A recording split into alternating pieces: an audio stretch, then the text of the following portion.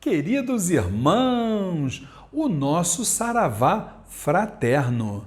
Imaginem, 170º episódio do projeto Conversa Franca de Umbanda e o 56º falando sobre mediunidade comportamental.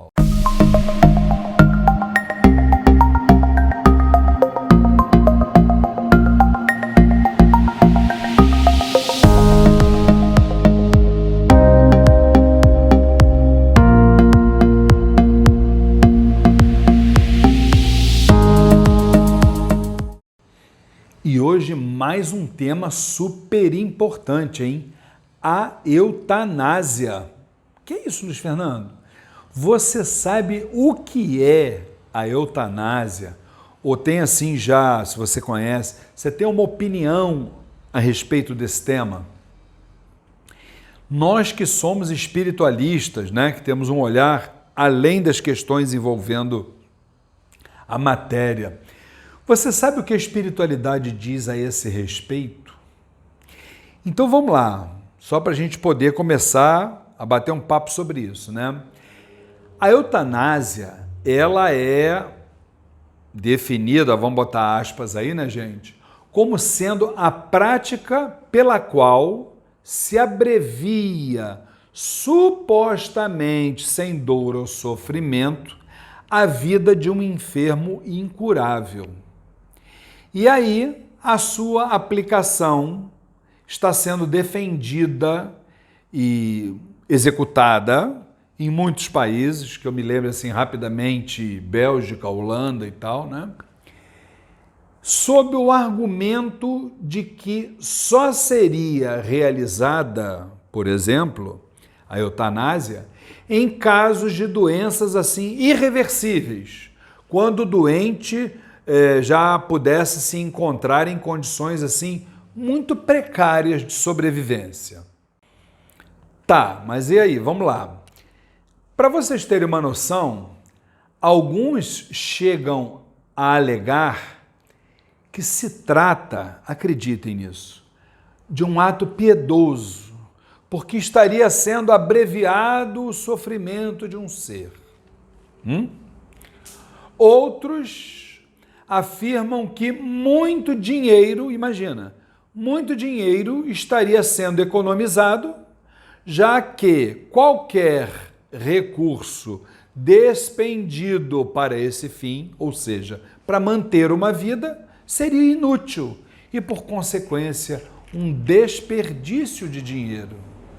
Existem também aqueles que afirmam ser essa conduta assim uma forma de alívio para a família do doente, já que ela estaria com as suas finanças prejudicadas em virtude do ocorrido.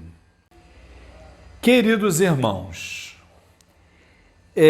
respeitando, tá? Sempre respeitando a posição de cada um está no seu estágio, cada um pensa aquilo que quiser pensar, somos amigos, está tudo bem.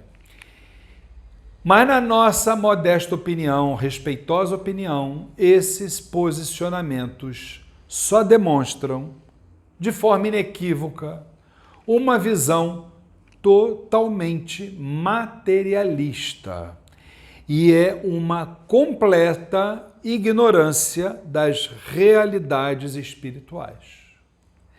Gente, pelo amor de nosso Senhor Jesus Cristo, não cabe ao homem, em circunstância alguma ou sob qualquer pretexto, o direito de escolher, de deliberar, de tirar a vida, de promover a morte do seu próximo, seja por que motivo for. Nós não somos Deus. Afinal, dentro do olhar do orientador espiritual, né, gente, que nós somos, doenças tidas ontem como incuráveis, elas podem tranquilamente ser resolvidas pela medicina. A medicina está muito adiantada, gente. Aqui entre nós, ninguém nos ouça. Tudo isso são apenas pretextos para se burlar as leis divinas. Outra coisa, precisa ficar bem claro, convenhamos, acabei de falar isso agora, a ninguém, eu disse, ninguém é dado precisar o tempo de vida de um paciente. Você sabe quanto tempo de vida eu vou ter? Eu que vivo 24 horas por dia aí em comunicação com os amigos espirituais, eles nunca me disseram isso? Você por acaso é Deus? É claro que esse tipo de prognóstico de que a pessoa vai viver muito ou pouco, tudo isso é muito duvidoso. Tudo isso é absolutamente equivocado. Queridos, a ciência humana erra, mas Deus não erra nunca. Há muitas histórias, e sim, centenas, milhares, de pessoas tidas, né?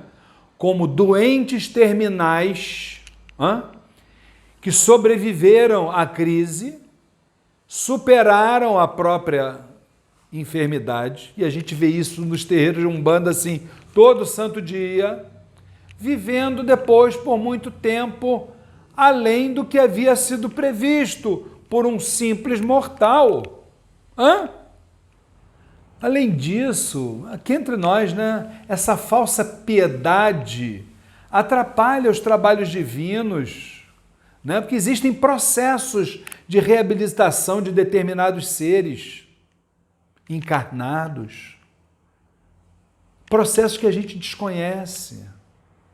A gente tem que entender que muitas vezes uma suposta agonia prolongada, estou botando aqui entre aspas, pode ter 1001 finalidades para uma alma. E muitas vezes uma doença incurável pode ser, na verdade, um bem para aquela criatura. Tu consegue enxergar alguma coisa além da matéria, criatura de Deus? Gente, os desígnios de Deus, muitas vezes, são incompreensíveis. E a ciência humana, limitada que ela é, nem sempre pode decidir a respeito de problemas que transcendem as necessidades de um espírito. 5 formas de saber, a ciência é uma delas. Mas a ciência tem a forma dela de saber. Maravilhosa, bate palmas, tudo certo, mas é limitada. Parou por aí. Gente, cada minuto, em qualquer forma de vida, é muito precioso. É precioso, no nosso caso humano, para um espírito que, por exemplo, esteja, vamos dar um exemplo aí, num abençoado processo de resgate. Está resgatando. Bebeu a vida inteira, está ali com o fígado dele em pandarecos. Aquilo é um processo de resgate, não é punição. Quantas resoluções nobres, decisões felizes ocorrem assim num relance momentâneo? Na verdade, eu acho que a gente desconhece muitas reflexões que um espírito pode fazer num momento de agonia. Olha que proposta. A gente não sabe quantos tormentos podem ser poupados a um espírito num instante de arrependimento. Vamos refletir sobre essas palavras. Para mim está muito claro de que a eutanásia, tema de hoje, interrompe o processo evolutivo em que se pode encontrar qualquer espírito encarnado, esteja ele enfermo, seja o que for. E aí se acaba impondo nesse espírito sérias dificuldades, inclusive, se você não sabe, no retorno ao plano espiritual. Você já ouviu falar de karma futuro? Procure se informar a respeito disso. Precisamos falar a verdade. Alguns familiares buscam o recurso da eutanásia por se encontrarem ansiosos, por se libertarem do comprometimento e da responsabilidade de ajudar, de sustentar, de amar ainda mais aquele doente. Quantos exemplos do doente em cima de uma cama, a família chega, isso aconteceu na minha família. Se reuniram na frente dele, ele em coma. Disse assim, meu bem, você vai ficar, meu parente, meu, seja lá quem for, nós vamos ficar bem, fique tranquilo. Acreditem, desceu uma lágrima, ele em coma, desceu uma lágrima. Quando essa lágrima acabou de descer, logo depois, ele desencarnou. A gente não sabe o que pensa, o que fala, o que faz. E no que diz respeito aos custos, mais uma vez aspas, tá? Decorrentes dos longos tratamentos a que se submetem doentes terminais, nos resta analisar o fato de que muito dinheiro é gasto de forma irresponsável, por exemplo, no sustento dos mais variados vícios. Para isso tem dinheiro. Sendo assim, como então alegar que é desperdício a gente gastar dinheiro com remédios, com procedimentos que podem, de alguma forma, buscar o restabelecimento de alguém que sofre? Eu já vi, ouvi, presenciei um filho querer tirar a mãe desenganada em cima de uma cama, querer tirar a mãe do plano de saúde. Para que pagar o plano de saúde se já se sabe que ela vai morrer? Precisa dizer mais alguma coisa?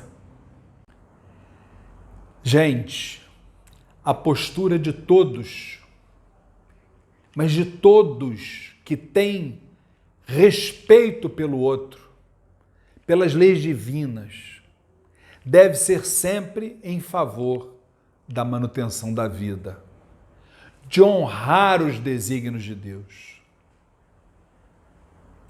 Para nós que somos orientadores espirituais, que enxergamos a vida além da matéria, que honramos as leis de Deus, nos compete orientar. Nos compete, e isso a você também, buscar não só minorar os sofrimentos dos nossos irmãos, como humanos que somos, mas também confiar na justiça, olha aqui, ó, mãos fechadas aqui, ó, e na bondade desse universo astral, que sabe muito bem o que faz com cada um de nós. Fiquem com Deus. Meus irmãos, se vocês gostam dos vídeos que são publicados neste canal do YouTube do Templo Estrela do Oriente, não se esqueçam, inscrevam-se no nosso canal.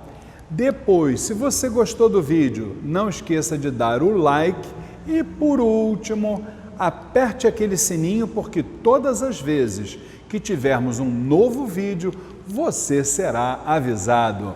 Muito obrigado!